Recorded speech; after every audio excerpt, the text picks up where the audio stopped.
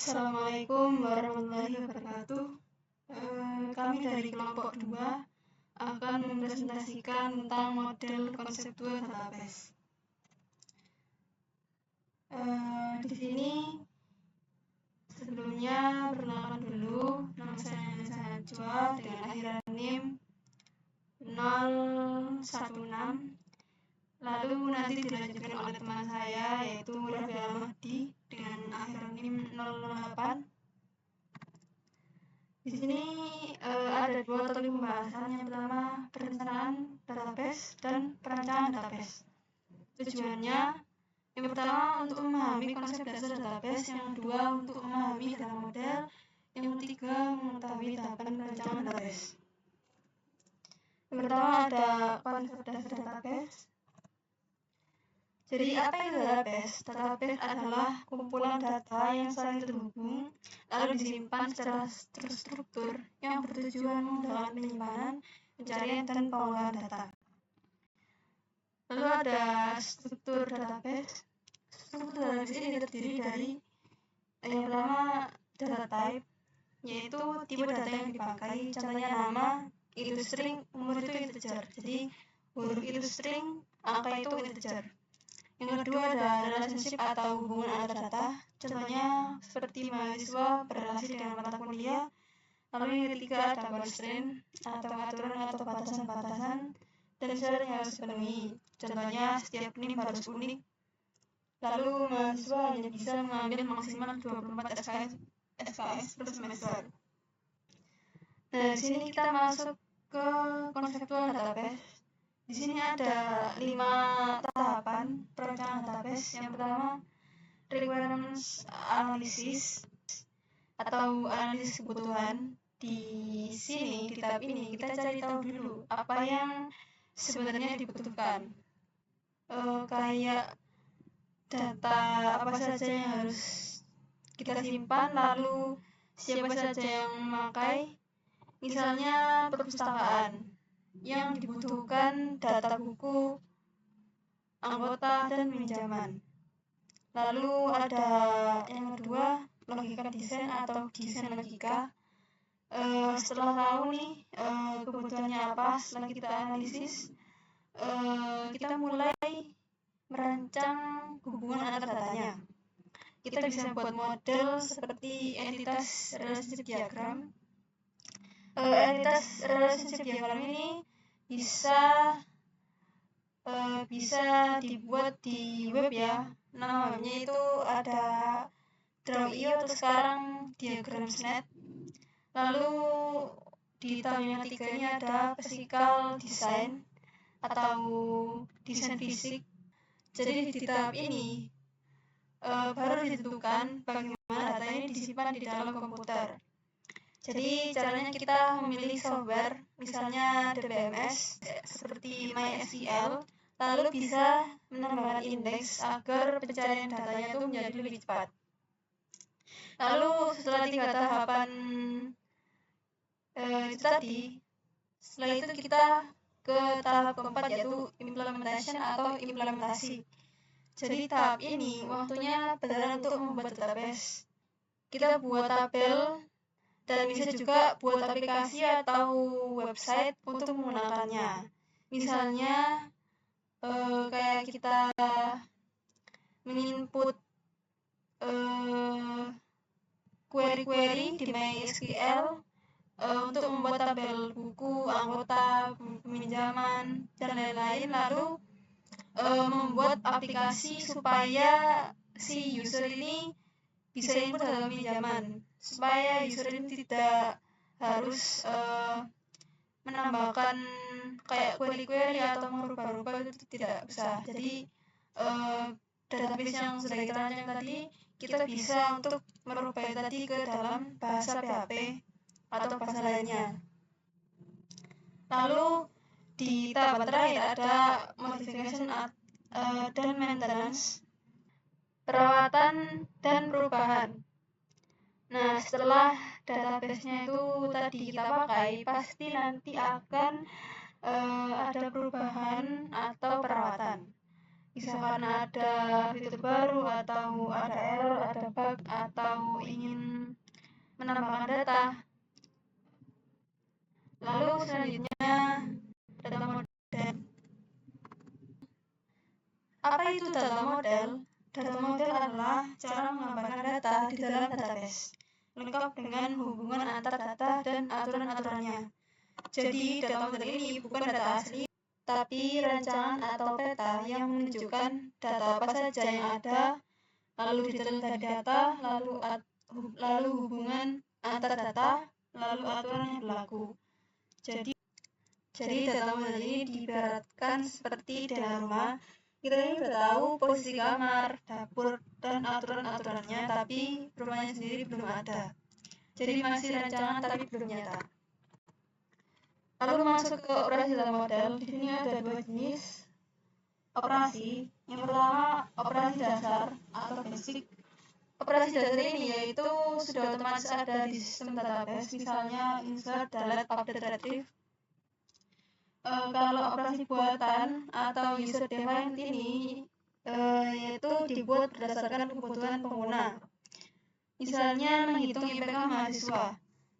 Jadi di dalam database itu kan pasti ada nilai data dan SKS-nya berapa. Nah, tapi tidak otomatis bisa menghitung nilai IPK-nya berapa.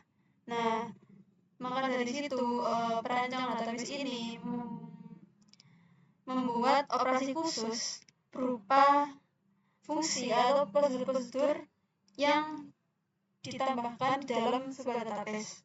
Nah, sehingga di dalam database tadi sudah otomatis. Nah, selanjutnya di dalam data model terdapat logical data model. Nah, logical model nanti juga akan muncul di fase perancangan database, tapi konteksnya itu berbeda. Nah, di sini ada dua jenis, ada object based logical model sama record based logical model. Kalau object based logical model ini dia lebih berfokus pada entitas dan objek sehingga mudah dipahami oleh user. Jenisnya ada entity relationship model, adalah model yang menggambarkan entitas, atribut, dan relasi. Lalu ada object oriented model.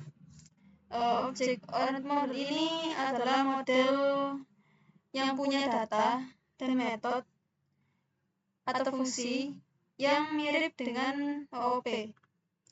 Lalu ada semantic model. Semantic model ini adalah model ini lebih menekankan arti atau makna. Lalu ada functional model yang berhubungan dengan fungsional antar atribut.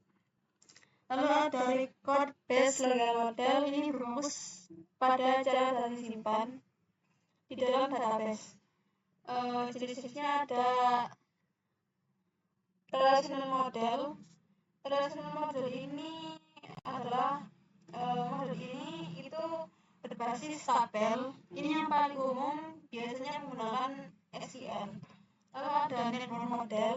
Network model ini adalah model yang dimana data terhubung seperti grafik atau jaringan.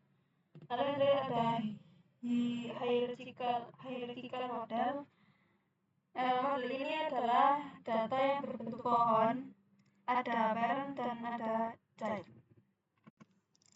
Lalu ada data abstraction atau abstraksi data. Jadi abstraksi data adalah cara untuk menyederhanakan gambaran tentang database supaya lebih mudah dipahami oleh siapapun yang menggunakannya. Tujuannya agar orang tidak perlu langsung melihat detail yang rumit, cukup memahami bagian yang sesuai dengan kebutuhannya saja. Jadi si user ini tidak langsung melihat detail yang rumit. Jadi si user ini cukup untuk memahami bagian-bagian yang sesuai dengan kebutuhannya saja. Nah, di sini kita lanjut ke tingkatan abstraksi data atau view of data. Jadi kita bisa lihat di sini di paling bawah ada physical level, lalu ada logical level, lalu ada view level. Physical level itu berada di paling bawah. Bisa juga dibilang di balik layar. Di sini itu kita nggak lihat lagi tabel atau entitas, tapi gimana sih data itu benar-benar disimpan di hard disk. Termasuk ada juga pengaturan indeks untuk memberikan pencarian data ini supaya lebih cepat. Lalu ada optimasi kinerja, jadi supaya database itu tidak lemot.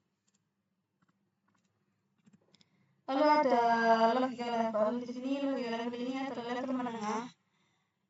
Kalau physical level tadi di balik layar, nah kalau logika level ini di tengah-tengah. Nah, biasanya dia dilihat sama database designer. Fokusnya di struktur logis, misalnya entitas, atribut, relasi, aturan, integrasi. Jadi pengguna akhir atau end user itu tidak bisa lihat detail ini. Nah, mereka itu hanya dapat melihat tampilan itu dari view level saja. Lalu ada view level yang paling ke atas ya. Jadi kalau logika level tadi dilihat sama perancang database, nah di view level ini justru yang dilihat adalah pengguna akhir atau end user, seperti mahasiswa, dosen, staf, karyawan, atau siapa saja yang pakai aplikasi atau database tersebut. Lalu di level ini mereka tuh nggak peduli struktur datanya seperti apa, cukup lihat tampilan data sesuai kebutuhan user. Jadi tampilan itu diatur sama developer aplikasi atau database designer yang bikin view sesuai dengan kebutuhan user. Di fase rancangan database ini akan dilanjutkan oleh teman saya. Selanjutnya adalah ketiga, yaitu fase rancangan database. Fase rancangan database ini ada 3 langkah dalam merancang database. Yang pertama adalah conceptual model, kedua logical model, dan terakhir adalah physical model. Yang pertama adalah conceptual model. Di fase ini itu bertujuan untuk membuat gambaran umum sebuah sistem.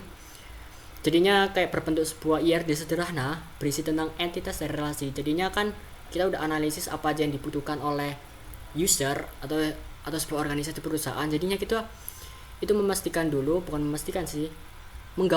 dulu apa yang dibutuhkan tadi dalam sebuah gambar tapi sederhana kayak sebuah entitas dan relasi. Jadinya kita tahulah apa aja, siapa yang dibutuhkan, misal dalam kampus kan mahasiswa, dosen, terus mata kuliah, terus hubungannya itu gimana. Jadinya intinya di conceptual model ini itu isinya kayak gitu. Belum ada atributnya yang detail dan juga belum ada sebuah tabel, cuman sederhana aja. Kedua adalah logical model. Di fase ini itu bertujuan untuk menjelaskan struktur data. Biasanya itu berbentuk sebuah IRD yang detail atau dalam bentuk tabel yang logis. Nah, di sini tuh sudah upgrade-nya dari conceptual model ini tadi. Kalau di sini tadi kan cuma entitas dan sebuah relasi, gambaran sederhananya aja. Nah, kalau yang di sini tuh lebih detail. Sudah ada atributnya, sudah ada primary key-nya, sudah ada foreign key-nya untuk menghubungkan. Tapi belum ada tipe data yang spesifik kayak varchar, integer atau ya dan lain-lain lah. Jadinya itu udah ada detailnya. Intinya kayak gitu ya. Perkembangan dari conceptual model ini tadi. Misal ada NIM, ada NIP misal dosen, ada mata kuliah juga ada ID mata kuliah, kayak gitu-gitu. Selanjutnya ketiga adalah physical model. Nah, di fase ini tuh rancangan logis tadi yang kedua ini, setelah melewati conceptual model, setelah melewati juga logical model ini, rancangan logis yang udah kita buat tadi ini memperjelas struktur data bisa dalam bentuk yang logis. Ini tuh diimplementasikan secara nyata di sebuah DBMS. Jadi di fase ini tuh gimana kita implementasikannya ke sebuah DBMS agar data itu dapat disimpan secara nyata di komputer. Nah, tujuannya juga untuk meningkatkan kecepatan akses. Dengan menggunakan DBMS kan kita bisa meningkatkan kecepatan akses, efisiensi penyimpanan, dan juga keandalan data. Biasanya juga kita tambahkan sebuah indeks dalam sebuah tabel agar pencarian data itu lebih mudah dan lebih mempercepat dalam pencarian data gitu loh. Misalnya itu kayak kayak NIM tadi, jadinya indeksnya tuh di NIM gitu loh. Jadinya kita tinggal cari NIM-nya aja, terus kita udah muncul sebuah datanya gitu dengan cepat gitu. Nah, berikutnya adalah studi kasus kami, yaitu adalah sistem database perpustakaan di universitas. Oke, pertama, seperti yang udah bahas kita sebelumnya, itu kan pertama kita harus melewati itu konseptual model. Jadi pertama adalah konseptual dulu. Jadi konsepnya itu kayak gini. Perpustakaan universitas itu ada anggota, ada peminjaman, dan juga ada buku. Entitasnya ada 3 dan ditandai dengan relasi seperti ini. Ada one to many anggota. Satu anggota dapat meminjam banyak buku, dan buku itu juga bisa dipinjam berkali-kali oleh para anggota. Jadi bisa dipinjam banyak anggota kayak gitu. Satu buku itu bisa dipinjam banyak anggota kayak gitulah. Ya, selanjutnya setelah sudah tahu kan, ini kan gambaran sederhananya aja.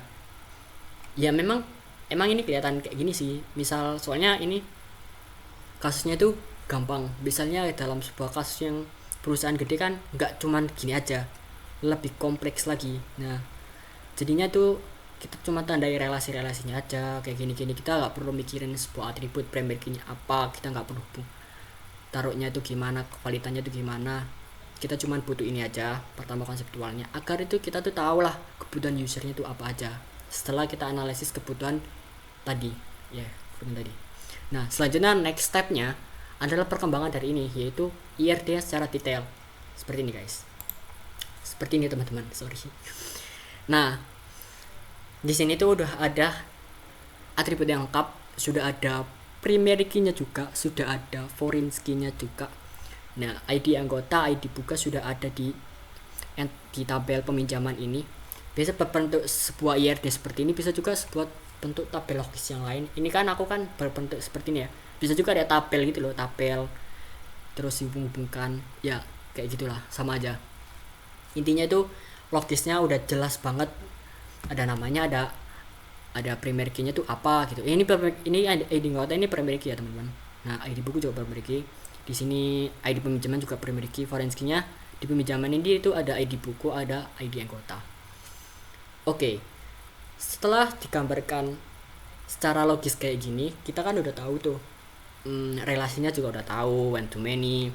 Di sini juga one to many, hubungannya itu apa aja, dan di sini tuh udah dikasih juga foreign key-nya buat hubungin buku dengan anggota ini gimana. Udah jelas banget, udah atributnya udah jelas.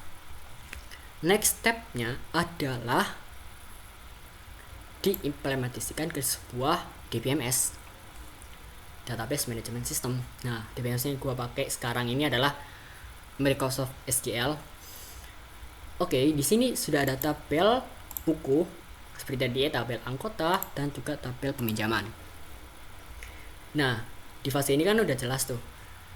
Kita juga ininya ya, tabel ini sama bedanya sama tadi ya, ini tuh udah di DBMS gini, sudah ditaruh lah di database management ini kayak gitu. Jadinya agar data-data tabel-tabel tadi ini bisa disimpan secara nyata di sebuah komputer. Oke. Nah, di sini kan hubungannya udah jelas tadi. Kan ini ada ID anggota, ID buku, ini ada ID anggota. Selanjutnya juga ada peminjaman. Ini ID buku, ID anggota. Nah, di sini teman-teman, ada foreign key-nya. Jadi ngehubungin tabel ini sama ini tuh, mereka ini dihubungin kayak gini, pakai ada foreign key-nya. Reference buku, ID buku, dari reference anggota, dari ID anggota, dari tabel anggota, kayak gitu. Jadi ngehubungin ini. Buat apa sih dihubungin ini foreign key-nya ini? Ini dibuat agar tetap menjaga kevalitan sebuah data. Misal dalam sebuah peminjaman kita tuh mau minjem buku, tapi ID anggota ini ada ID anggota 120, padahal ID anggota itu nggak ada ID anggota yang 120. Paham nggak? Jadinya kayak ID ada nih yang mau minjem apa bukunya itu 130 nih ID-nya, kita cari ternyata di aplikasinya tuh, di datanya tuh gak ada ID 130, karena itu nggak dihubungin sama, bener-bener dihubungin sama tabel buku ini. Jadinya itu Forenski ini menghubungkan antar tabel lah, saling menghubungkan. Jadinya dicek dulu tuh. Jadi ini di peminjaman itu kayak gini,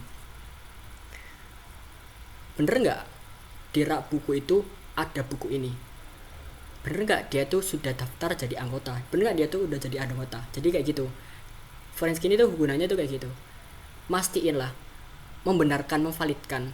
Jadinya kalau belum dihubungkan itu nggak tahu kan, asal aja ada anggota 120 padahal nggak ada ID buku yang ribuan, 1000 gitu misalnya ID-nya, padahal itu nggak ada, nggak sampai misal kayak gitu. Jadi intinya itu menjaga kevalidan sebuah data dan menghubungkan antar data kayak gitu. Oke. Nah, di sini juga kita juga ada indeks ya di sini teman-teman. Aslinya tuh indeks itu bisa ditandai dengan sebuah ID, teman-teman.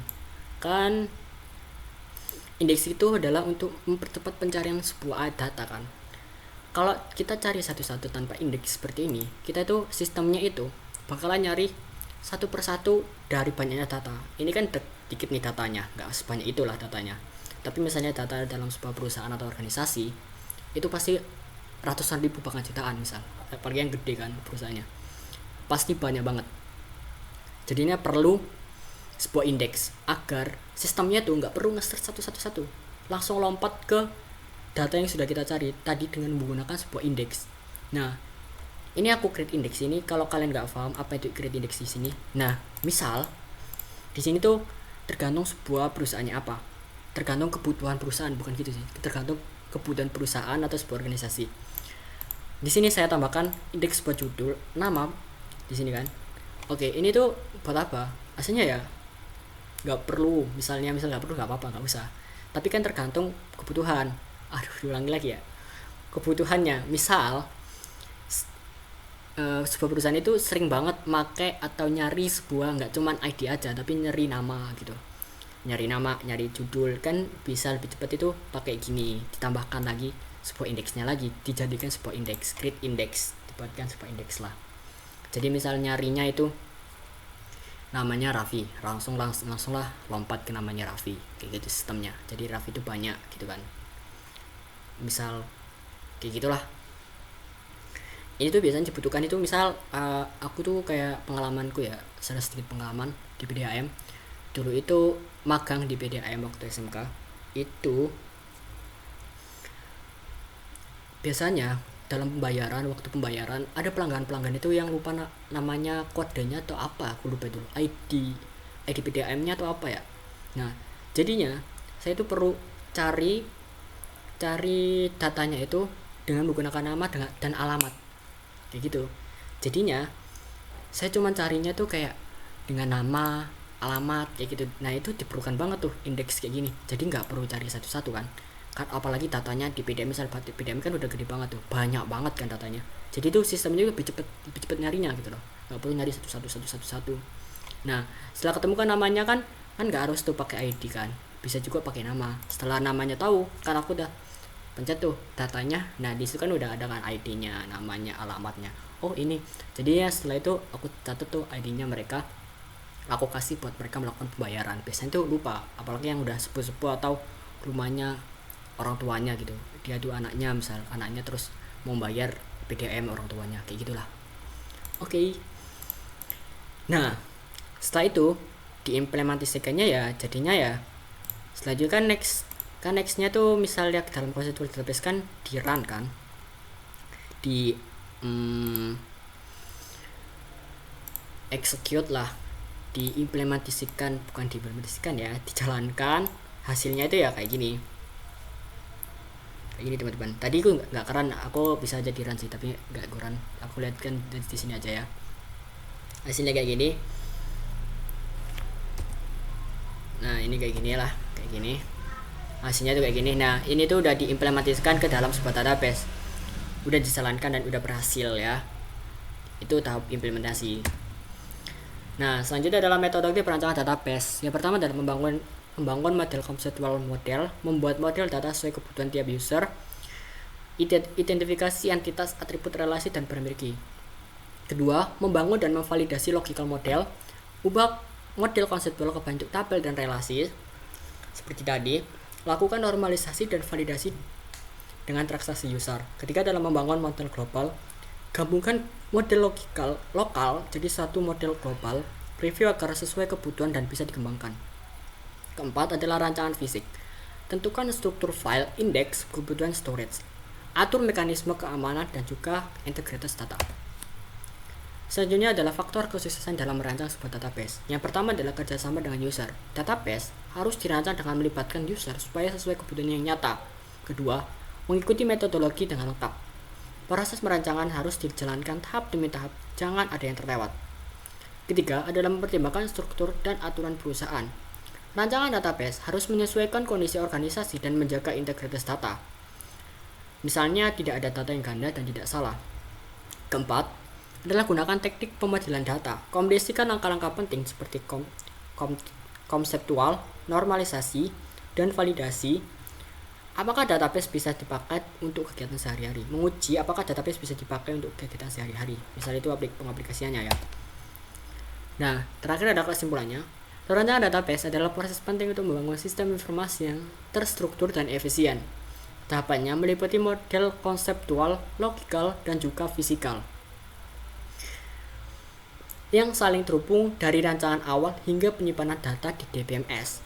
Keberhasilan rancangan bergantung pada kerjasama dengan pengguna, penerapan metodologi yang tepat, serta kesesuaian dengan kebutuhan organisasi agar data dihasilkan secara akurat dan mudah dikelola. Oke, sekian dari kami kelompok 2 dalam pembahasan model konseptual database ini. Sekian dari kami. Terima kasih. Wassalamualaikum warahmatullahi wabarakatuh.